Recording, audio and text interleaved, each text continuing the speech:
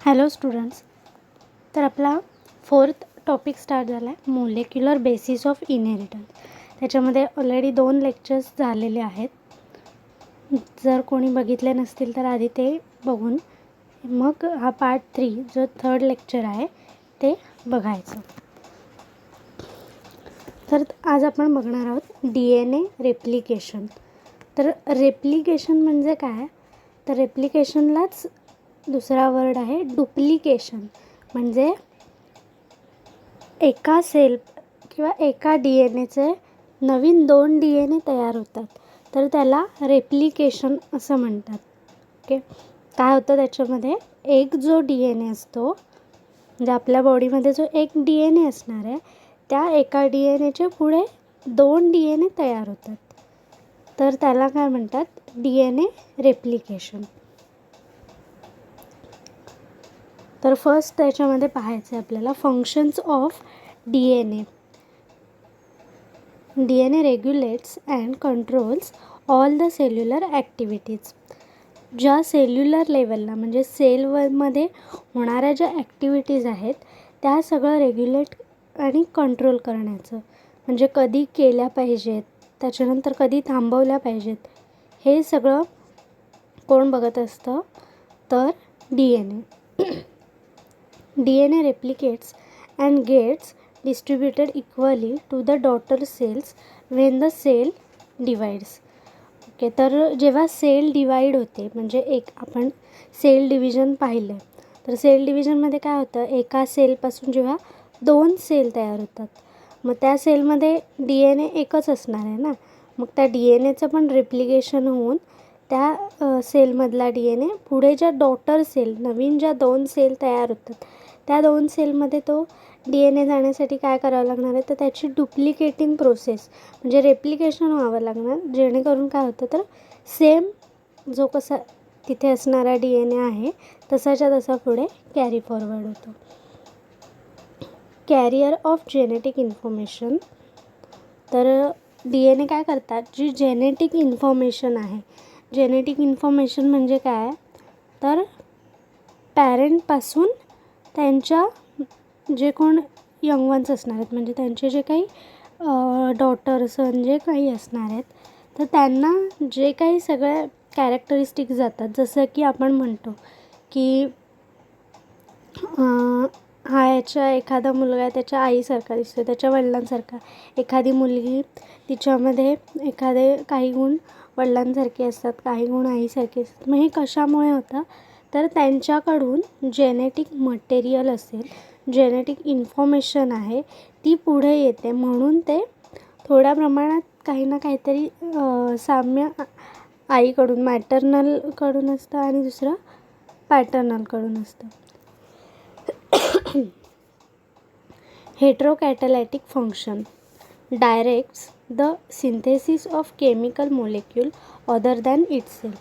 For example, synthesis of RNA, synthesis of protein. तर काय होतं? Synthesis of RNA. तर ह्याच्यामध्ये RNAचं सिंथेसिस, RNAसुद्धा तयार होतात, तर त्या प्रोसेसला ट्रान्स्क्रिप्शन असं म्हणतात. आणि त्याच्यापासून प्रोटीन सिंथेसिस होतात, त्याला ट्रान्सलेशन असं म्हणतात.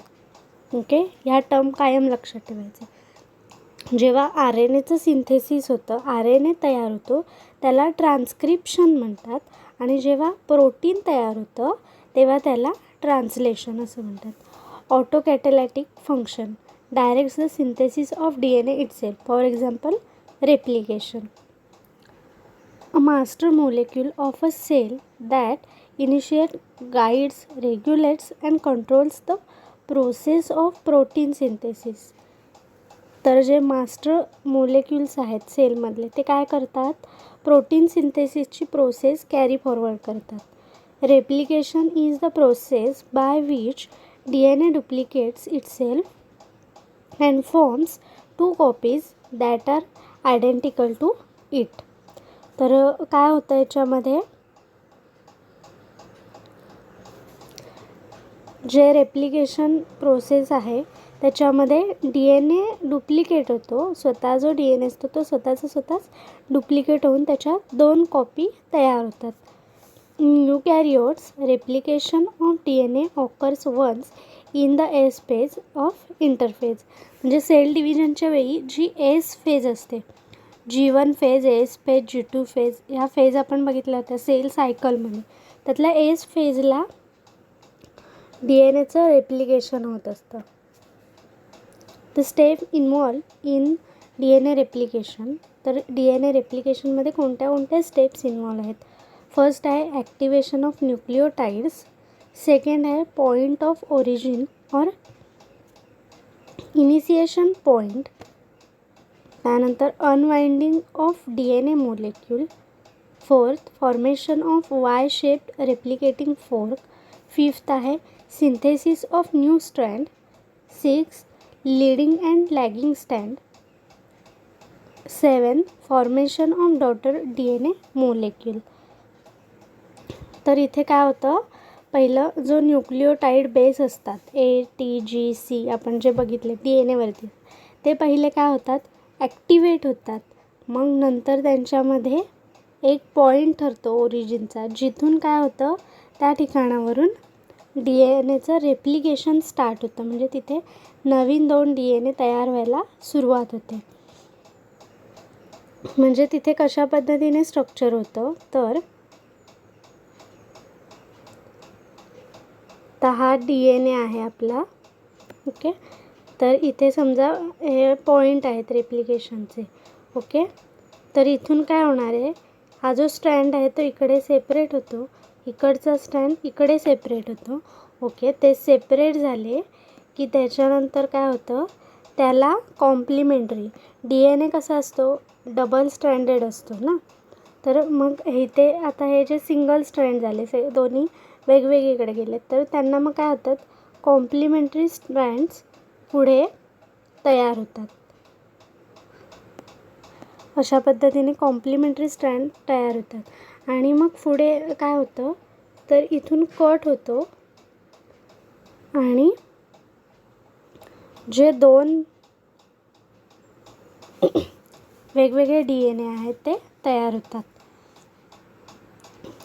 त्यानंतर enzyme and protein involve in DNA replication. तर कोणते एन्झाईम्स आणि कोणते प्रोटीन्स DNA रेप्लिकेशनसाठी इन्व्हॉल्व असतात, तर त्यामध्ये आहे phosphorylase, helicase, SSBP single strand binding proteins, primase, DNA polymerase, DNA ligase, super helix relaxing enzyme, DNA gyrase, असे वेगवेगळे एन्झाईम्स त्याच्यामध्ये इन्व्हॉल्व असतात. नेक्स्ट काय आहे, तर सेमी कन्झर्वेटिव्ह रेप्लिकेशन. तर semi conservative replication in each daughter DNA molecule, one strand is parental and the other one is newly synthesized. Thus, 50% mother DNA is conserved. तर semi कन्झर्व्ड म्हणजे काय, semi म्हणजे half आणि कन्झर्व्ड म्हणजे जसंच्या तसं जतन करून पुढे कॅरी फॉरवर्ड होतं. तर मग ज्या मदर सेलपासून 2 डॉटर सेल तयार होतात किंवा मदर DNAपासून ज्या 2 डॉटर DNA तयार होतात, त्याच्यामध्ये 50% मदर DNA कन्झर्व्ड असतो. जसं की मी डायग्राममध्ये दाखवलं, काय होतं, अशा पद्धतीची डायग्राम होती. ओके, तर त्याच्यामध्ये हा पहिला जो स्ट्रँड आहे तो मदर स्ट्रँडमधूनच पुढे गेलेला आहे ना, आणि मग हा जो आहे तो नवीन तयार झालेला स्ट्रँड आहे. म्हणजे काय झालं, अर्धा स्ट्रँड आहे तो जुनाच आहे, म्हणून तो 50% काय आहे, कन्झर्व्ड पार्ट आहे आणि 50% न्यूली सिंथेसाइज्ड पार्ट आहे. Experimental confirmation of semi conservative DNA replication given by Matthew Meselson and Franklin Stahls. तर ह्याच्यावरती एक MCQ कायम येतो की सेमी कन्झर्वेटिव्ह DNA रेप्लिकेशनचं कन्फर्मेशनचं एक्सपेरिमेंट कोणत्या सायंटिस्टने केला होता. They use light and heavy isotopes of nitrogen and equilibrium density gradient centrifugation technique. तर ही एक टेक्निक त्यांनी यूज केली होती त्याच्यासाठी. त्यानंतर नेक्स्ट आहे operon concept, a transcriptional control mechanism of gene regulation. तर जी ट्रान्स्क्रिप्शन प्रोसेस आहे, तर ट्रान्स्क्रिप्शन प्रोसेस कसली आहे, मगाशी मी 2 सांगितल्या होत्या. कुठल्या प्रोसेस होत्या? एक होती ट्रान्स्क्रिप्शन प्रोसेस आणि दुसरी होती ट्रान्सलेशन प्रोसेस. आता इथे बघा, ट्रान्स्क्रिप्शन आणि ट्रान्सलेशन. ओके, तर ट्रान्स्क्रिप्शन म्हणजे काय असतं? सिंथेसिस ऑफ RNA आणि ट्रान्सलेशन म्हणजे सिंथेसिस ऑफ प्रोटीन. ओके, तर आपल्याला आता काय बघायचं आहे? ओपेरॉन कन्सेप्ट ही ट्रान्स्क्रिप्शनल कंट्रोल मेकॅनिझमसाठी आहे. म्हणजे ट्रान्स्क्रिप्शन म्हणजे सिंथेसिस ऑफ RNA. जेव्हा RNAचं सिंथेसिस म्हणजे RNA फॉर्मेशन गरजेचं असतं, तेव्हा हे ओपेरॉन्स असतात, ते वर्क करत असतात. Francois Jacob and Jacques Monod explain that metabolic pathway are regulated as a unit. Lac operon of E coli. तर एक lac operon E coli, Escherichia coli हा बॅक्टेरिया आहे, त्याच्यामध्ये स्टडी केला होता, म्हणून त्याला lac operon of E coli असं म्हणतात. And inducible operon, the operon is switched on by a chemical inducer lactose present in the medium. तर जो लॅक्टोज नावाचं एक एन्झाईम असतं किंवा इंड्युसर आहे, त्याच्यामुळे काय होतं, तर तो इंड्यूस होतो, म्हणजे जे काही त्याचं काम करायला तो प्रोत्साहित होतो. Lac operon consist the following components. First, regulator gene, promoter gene, operator gene, structural gene. तर फर्स्ट आहे रेग्युलेटर जीन. म्हणजे काय, तर ते स्टार्ट करतात, त्यांचं जे फंक्शन असतं ते स्टार्ट करायला. प्रोमोटर जीन कशासाठी, तर प्रोमोट म्हणजे थांबवायला. त्यानंतर ऑपरेटर जीन जे काही स्टार्ट झालेलं फंक्शन आहे ते ऑपरेट करण्यासाठी. आणि फोर्थ कुठले आहेत, तर स्ट्रक्चरल जीन्स. त्याच्यामध्ये झेड, वाय अँड अल्फा. तर असे 3 कोड्स आहेत त्याच्यामध्ये. नेक्स्ट आहे genomics. The term genome was introduced by H. Winkler in 1920.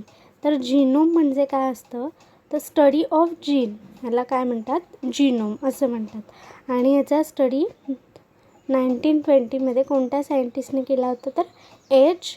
Winkler या सायंटिस्टनी केला होता. Genome, the local genetic constitution of an organism or a complete copy of genetic information or one complete set of chromosome of an organism. तर genome म्हणजे काय, तर एक complete set of chromosome. म्हणजे जसं की आपल्या बॉडीमध्ये किती क्रोमोझोम प्रेझेंट असतात, किती पेअर्स असतात, तर 22 पेअर्स असतात. 22 पेअर्स ऑटोझोम्स असतात आणि 1 पेअर ॲलोझोम्स. टोटल 23 पेअर्स आपल्या बॉडीमध्ये प्रेझेंट असतात. तर तो जो काही स्टडी आहे त्याला जीनोम असं म्हटलं जातं. Genomics, the study of genomes through analysis, sequencing and mapping of genes along with the study of their function is called genomics. तर जो जीनोममध्ये वेगवेगळं जे काही ॲनालायसिस असेल, स्टडी असेल वेगवेगळा जो काही केला जातो त्याला जीनोमिक्स असं म्हटलं जातं. 2 types of genomics, structural genomics and functional genomics. Structural genomics involve mapping, sequencing and analysis of genome, and functional genomics involve the study of functions of all genes sequences and their expression in organisms. Next आहे application of genomics. Structural and functional genomics are used in improvement of crop plant, human health and livestock. तर हे जे structural आणि functional genomics आहेत त्यांचा use कशासाठी होतो, तर जे काही क्रॉप प्लांट्स आहेत त्यांच्या इम्प्रूव्हमेंटसाठी असेल, त्यानंतर वेगवेगळ्या ह्युमन हेल्थचे जे काही वेगवेगळे मेडिसिन्स तयार केले जातात त्यासाठी असेल, त्यानंतर लाईव्ह स्टॉक म्हणजे जे काही ॲनिमल्स असतात त्यांच्यासाठी सुद्धा केला जातो यूज. फॉर एक्झाम्पल जे काही आपल्याकडे असणारे कॅटल्स असतील, गुरं, तर त्यांच्यामध्ये चांगल्या पद्धतीने आपल्याला मिल्क मिळावं किंवा अशा वेगवेगळ्या ज्या काही गोष्टी असतील तर त्याच्यासाठी. The knowledge and understanding acquired by genomics research can be applied in medicine, biotechnology and social science. तर जिनोमिक्सचा स्टडी अजून कशासाठी केला जातो, कशामध्ये केला जातो, तर मेडिसिनमध्ये, बायोटेक्नॉलॉजी आणि सोशल सायन्स म्हणजे मेडिसिन्स प्रिपेअर करण्यासाठी असेल, बायोटेक्नॉलॉजी जे काही मॉडर्न टेक्नॉलॉजी यूज करून जे काही वेगवेगळे एक्सपेरिमेंट्स केले जातात त्याच्यामध्ये सुद्धा यूज होतो. It helps in treatment of genetic disorders through gene therapy. तर जे काही जेनेटिक डिसऑर्डर्स असतील ते सुद्धा ह्याच्या थ्रू ट्रीटमेंट दिली जाते त्यांना. To develop transgenic crops having more desirable characters. जसं की आपल्याला वेगवेगळे जे काही कॅरेक्टर्स असतील ते एखाद्या क्रॉपमध्ये यायला पाहिजेत. जसं की आपण राईस असेल तर राईस चांगल्या पद्धतीने पण यायला पाहिजे, त्याचे दाणे चांगले असले पाहिजेत आणि क्वांटिटी पण चांगली असली पाहिजे, अशा पद्धतीचा राईस तयार होण्यासाठी. किंवा वेगवेगळे सगळे कॅरेक्टर्स एकाच क्रॉपमध्ये मिळावेत ह्याच्यासाठी सुद्धा यूज केला जातो. Genetic markers have applications in forensic analysis. तर फॉरेन्सिक ॲनालिसिस म्हणजे वेगवेगळे काही क्राईम्स झालेले असतात किंवा अजून वेगवेगळ्या काही गोष्टी झाल्या असतील तर तिथे DNA टेस्टिंग केलं जातं. किंवा छोटासा कुठलाही नमुना भेटला, समजा एखादा केसाचा तुकडा भेटला किंवा फिंगरप्रिंट्स भेटले, ठसे भेटले कुठे, तर त्यावरून तो DNAचा स्टडी करून तिथे शोधलं जातं की तिथे कुठली व्यक्ती आली असेल किंवा तो क्राईम असेल तो कुठल्या व्यक्तीने केला आहे ते तिथे फाइंड आउट केलं जातं. त्यानंतर लास्ट पॉईंट आहे ह्युमन जिनोम प्रोजेक्ट. तर हा जो ह्युमन जिनोम प्रोजेक्ट आहे तो खूप मोठा प्रोजेक्ट होता जो की 1990मध्ये स्टार्ट झाला होता.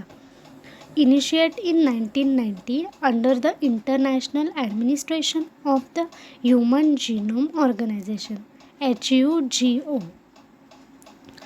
तर 1990मध्ये हा ह्युमन जिनोम प्रोजेक्ट जो आहे तो स्टार्ट झाला होता. Coordinated by US department of energy and national institute of health, some universities across the united state and various international partners. तर युनायटेड स्टेट्समध्ये ह्याचं स्टडी करायला सुरुवात केली होती. Started in 1990 and completed in 2003. तर हा जो प्रोजेक्ट आहे तो 1990मध्ये स्टार्ट झाला आणि तो कंप्लीट कधी झाला तर 2003मध्ये पूर्ण झाला. तर त्याच्यामध्ये नेमकं काय एम होते त्यांनी त्याच्यामध्ये काय केलं, त्या प्रोजेक्टमध्ये काय केलं, तर mapping the entire human genome at the level of nucleotide sequence.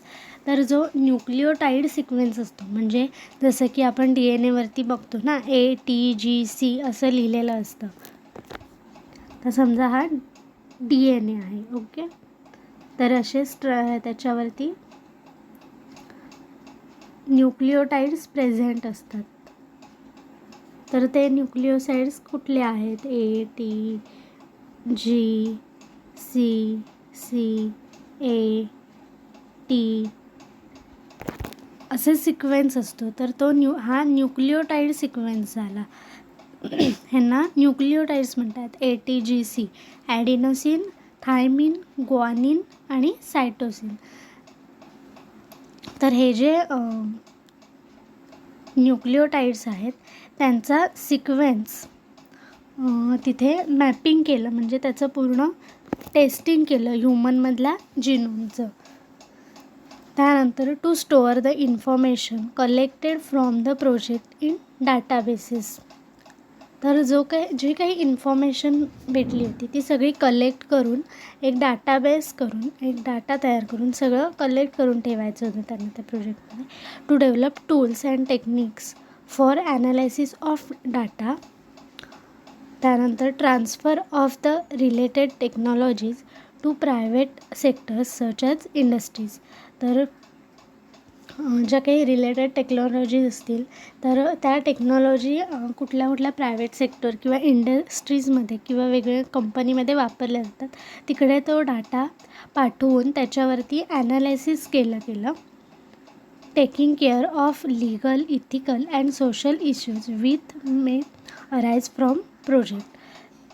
तर जे काही लीगल इश्यू असतील, त्यानंतर इथिकल आणि सोशल इश्यूज असतील, म्हणजे काही कायद्याच्या रिलेटेड असणारे असतील किंवा सोशल, म्हणजे तिथल्या लोकांमध्ये काय संभ्रम असेल किंवा सगळ्या लोकांना प्रॉपर नीट माहिती सांगूनच त्यांनी जो काही प्रोजेक्ट आहे तो केला होता.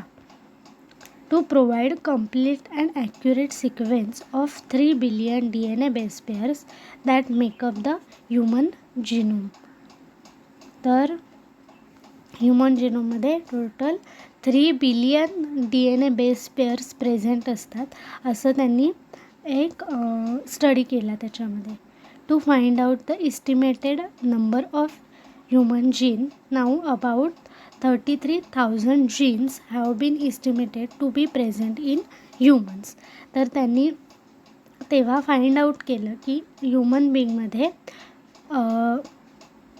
अबाउट 33,000 जीन्स प्रेझेंट असतात. 33,000 पेक्षा काही वेळेला कमी असतील, काही वेळेला जास्त असतील जीन्स प्रेझेंट असतात ह्युमनमध्ये. ओके, तर हा काय होता ह्युमन जिनोम प्रोजेक्ट. थँक्यू.